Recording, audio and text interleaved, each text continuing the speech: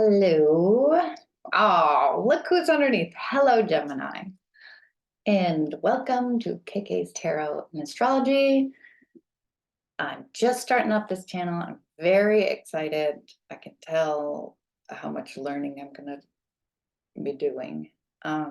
Just going through all the different zodiacal energies. So I was tuning into Gemini energy and doing a little shuffle, and ta-da, who rules Gemini? Mercury. So today's reading is about the Jupiter-Uranus conjunction happening in Taurus on April 20th. There's a squirrel staring at me, wagging its tail. Oh my goodness. They're really putting on a show. Definitely trying to communicate. Sorry, I don't speak squirrel. So this Jupiter-Uranus, it's happening in the 12th house for Gemini.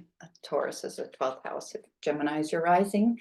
That is a house of, we have a hard time seeing what's going on. We might, doesn't mean it doesn't affect us. Actually, I think it's kind of the opposite, like 12th house, when something's happening in your 12th house, it definitely can rock you. Full disclosure, I'm a Gemini rising. So, for example, I'm starting up a tarot astrology YouTube channel that is very 12th house. 12th house is sometimes known as, the house of the undoing. It's kind of the blind spot. It's a house, things are happening, and when it becomes apparent what it is, it's big. Call it the house of institutions. It's a house we don't have complete access to. I think that's part of it. So like the spiritual realm can also be there, because we're just partially just little 3D beings. Okay, so let's do, there's lots of things the 12th house can mean. Ooh, I'm in it already. So that's what's happening. Sorry for my stumbling and stuttering. So we're gonna do a current energy, then what change this Jupiter-Uranus conjunction brings, and then possible outcomes. Okay. The new pearl.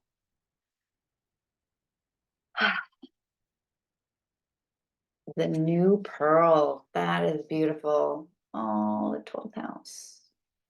I love my little 12th house. So there's also been, in my personal life, a lot of light energy happening, little light beings, light orbs, kind of protective energy, communicators. I think it's happening all over, not just me, but that's why this is kind of bringing in the light. That's what's going on. I love it. So if you see any light orbs, comment below. I will also put a link up to the orb party that I have been having in this room recently. So the new pearl is, starting something new. That's what I'm doing here. It's a little bit of that grit, that sand, that over time turns into the beautiful pearl. That's 12th house for you. Oh, underneath that is Venus. So I will definitely talk about Venus. Venus rules Taurus, and Taurus is the house where this Jupiter Uranus conjunction happens. Venus is about values, beauty, the feminine, um, the arts, all those Venusian song, music. Okay, so let's start with the current energy, please. Maybe that new pro was current energy, but it feels like overall energy to me. Let's do. Saturn keeps popping up. Um, we'll talk about that if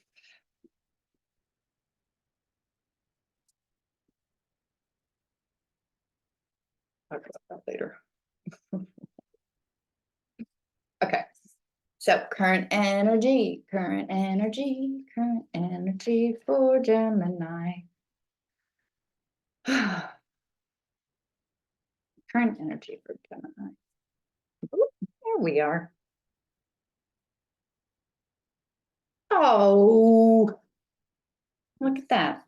So I'm using the deck, the Wild Unknown Alchemy deck by Kim Krans. Love her deck. Here we have the Sun's Splendor.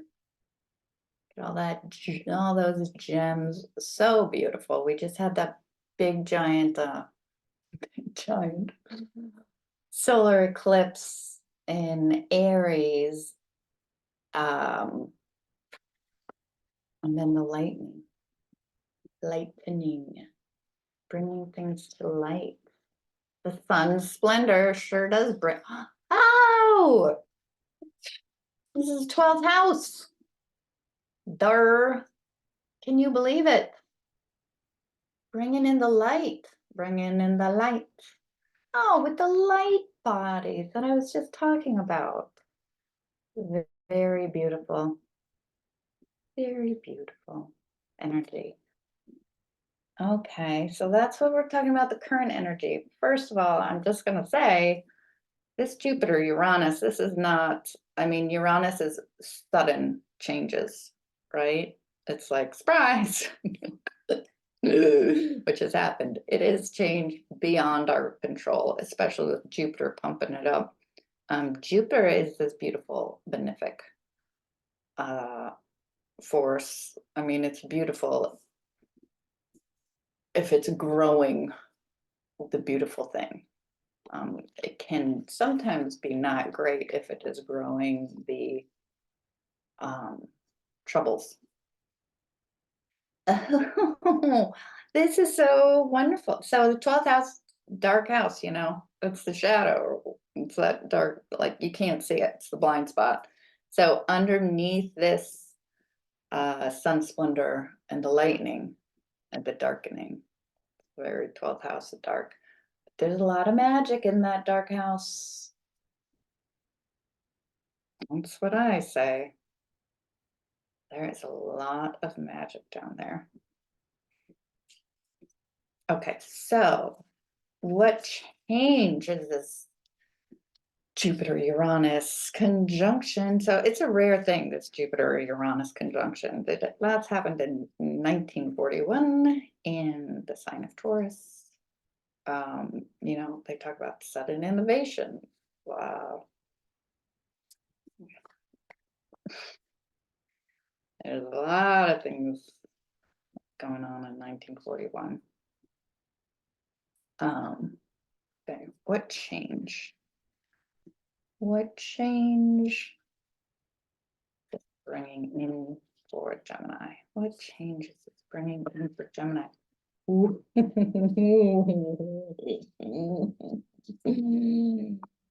Ooh. Pluto. Ooh. Ooh. And it's got the real right there.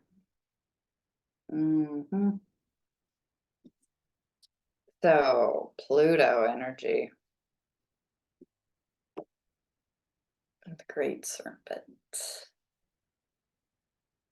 the Ouroboros, the snake that eats the tail. It's the universe. Come the cycles. This it's talking about a brand new cycle. What change is it bringing in? Big power, big transformation. It's no joke. So Pluto is actually squaring the sun um, during this conjunction. So it's a big revelation for my Gemini friends of the underworld, what we keep tamped down, what we try to, you cannot keep, good luck trying to keep Pluto tamped down. It's just these energies are just so much bigger than us puny humans. Yeah, we're bringing in the light to see what's in our subconscious, unconscious, in the underworld. That's what Pluto, god of the underworld. Lots of information in the 12th house to be discovered.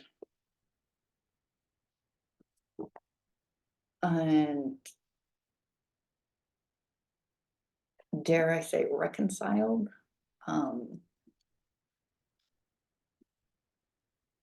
Okay, so possible outcome.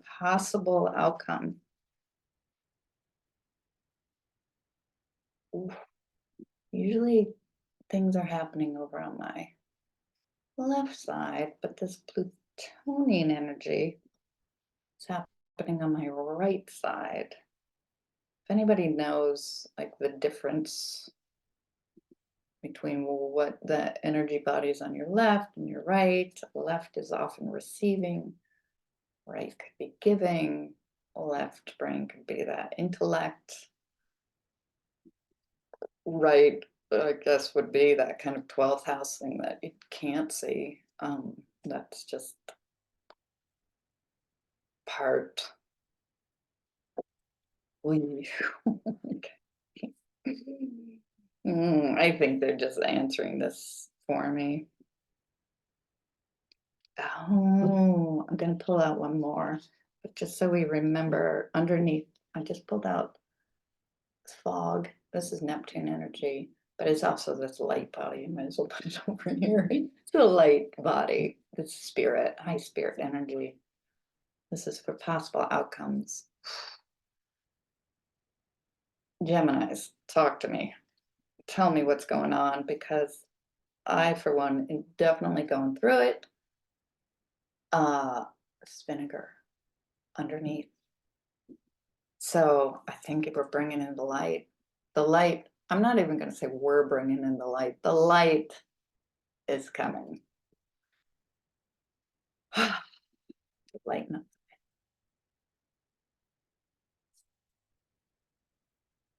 Vinegar is kind of that sour. It's like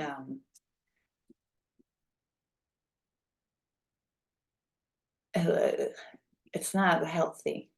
It's like we can take it, add a little flavor, get a little healthy. I don't know, vinegar. I should just read up on vinegar for a second. Let me just look at vinegar because I'm not doing a very good job. Vinegar. It's just like sour stomach. Do you know what I mean? Oh, vinegar.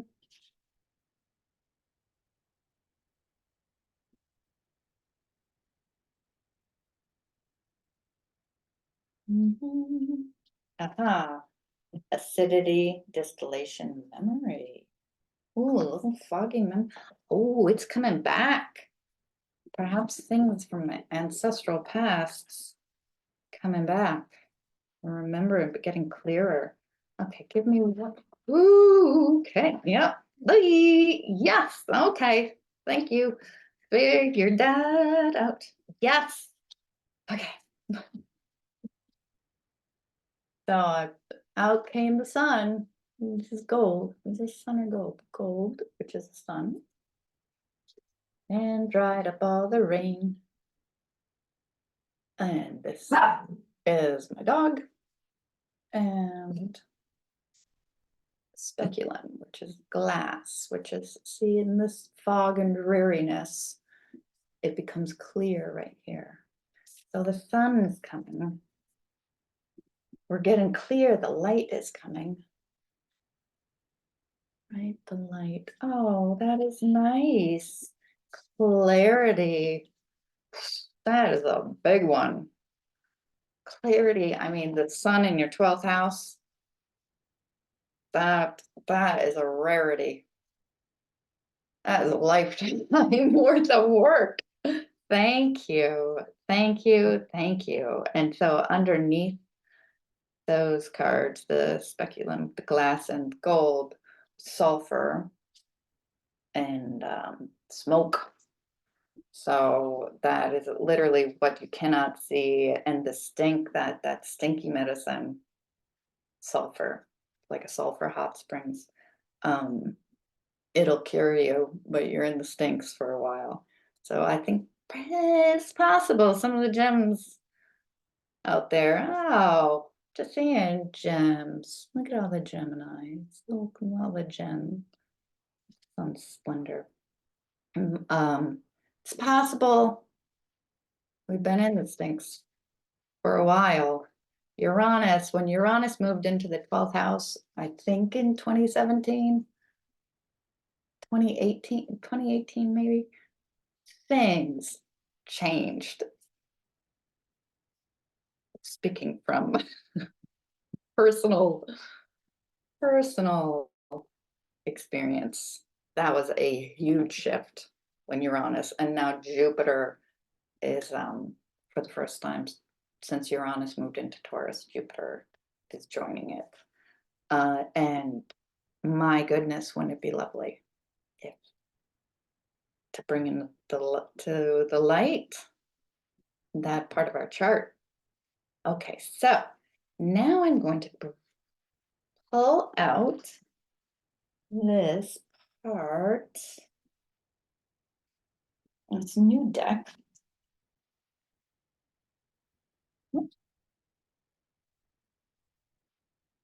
Pulling out this new deck called Tarot of Mystical Moments by Katrin White Stein. My little puppy kind of wants to go out. Harry, hi, bud. Hi, Bubba. Do you want to come out? Can you see him? He's invisible. Okay, so let's get a card on sun splendor and lightning. Lightning. Uranus is also like lightning. Ooh, we got King of Wands.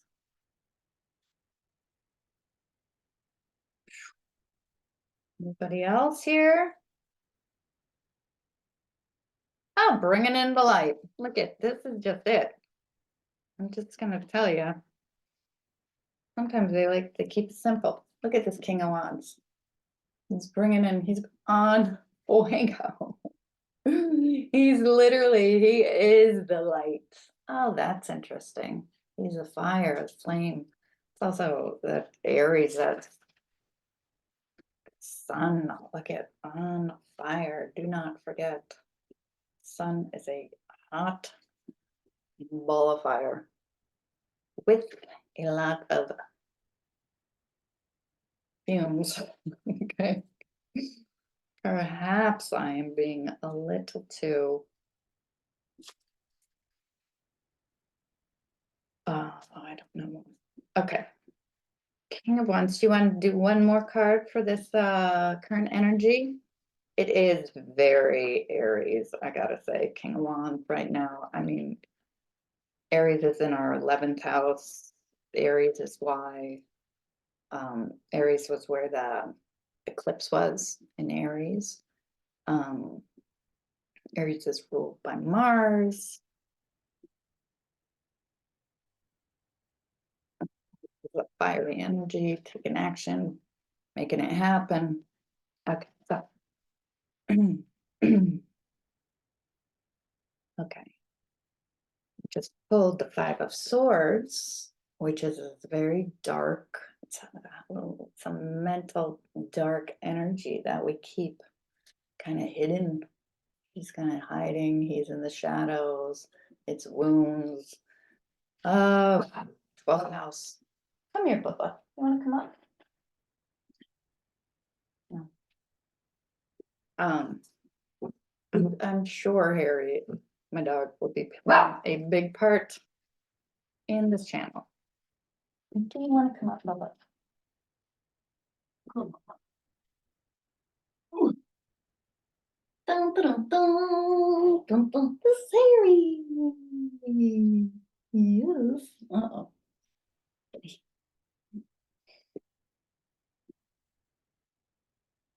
Now Pluto. And what change it brings. Well, can I have a card, please, for this Pluto energy?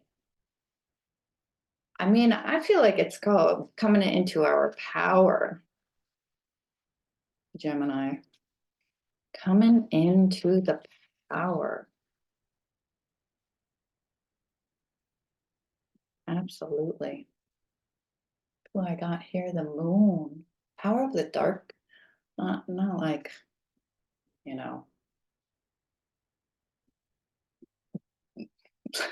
like the evil here, but like the emotional. That's what we're talking about. This moon, the moon body, the sun and the moon. When the moon crossed over the sun, in a way, everybody noticed how powerful the sun was, right?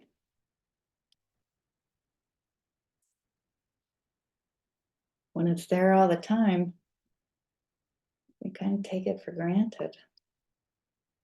But so it's bringing it up, it's showing us a lot about ourselves, I would say.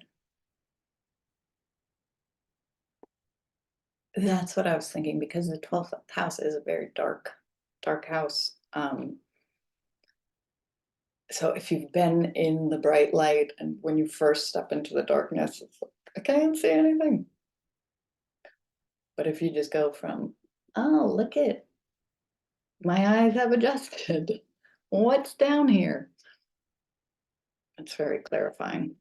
Okay. Possible outcome. So this is clarifying the fog, glass, and gold. Oh, I think it's just what I just said.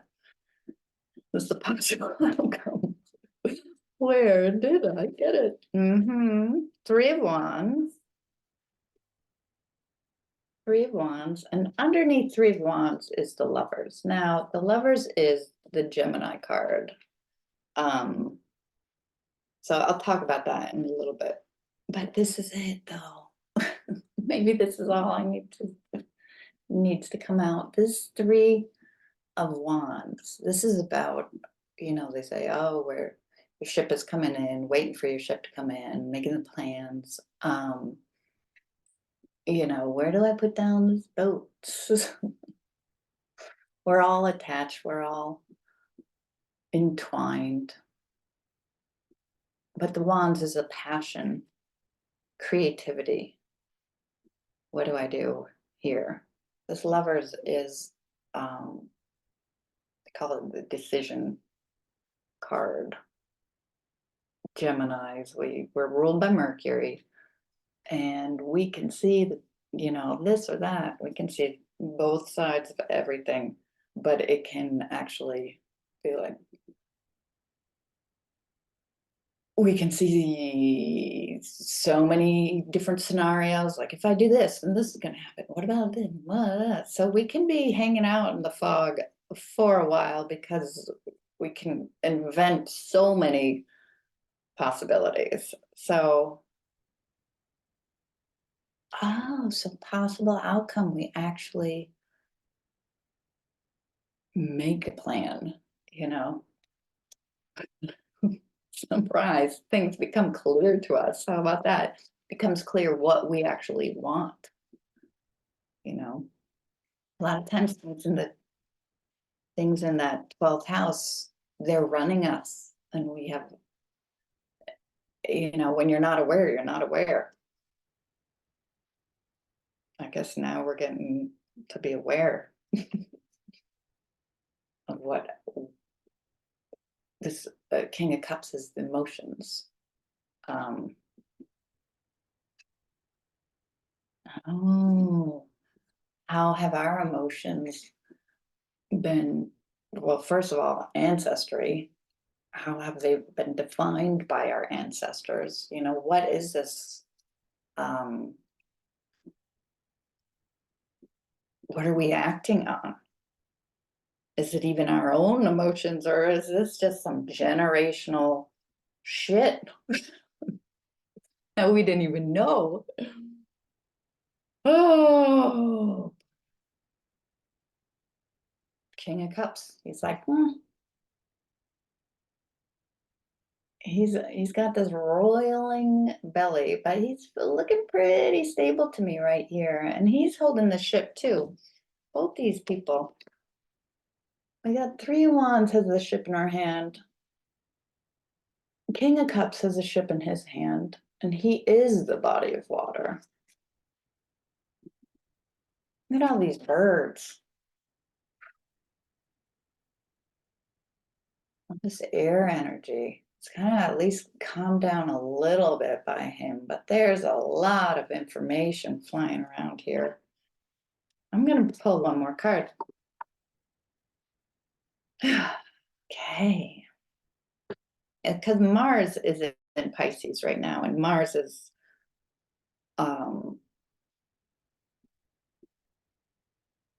was ruled that the eclipse. Mars is marching around, laying shit on fire. And so what are we moving into, though? Mars is actually, you know, getting a little bit more gentle here. And he's approaching Neptune, which is a higher consciousness. We're going to move into a higher, more clear consciousness of our emotional and spiritual body. Sounds pretty good. Okay, and advice, one more for advice for Gemini, please. Advice for Gemini. Ooh. Oh no. 3 of Swords. This is Chiron. I'm gonna pull out one more. So the advice is not to like, the advice is to go deep within. That's the advice. You see his heart. Got his arrows right in his heart. This is very Chironic energy. So Venus will actually be conjunct Chiron on the Jupiter-Uranus conjunction. Also, on the eclipse, the sun and moon were exact conjunct Chiron at 19 degrees, 24 minutes. This Chiron, I don't know where. Why these things are popping up. Let me see. Okay. This Chiron is a big part. This is, oh, it's bringing up the wounds for us. Wounded healer. Heal thyself. Not gonna happen. That sounded bad. So let me talk about Chiron. Chiron, being the wounded healer, is Chiron was a very wise, you know, part centaur, part god, part human. And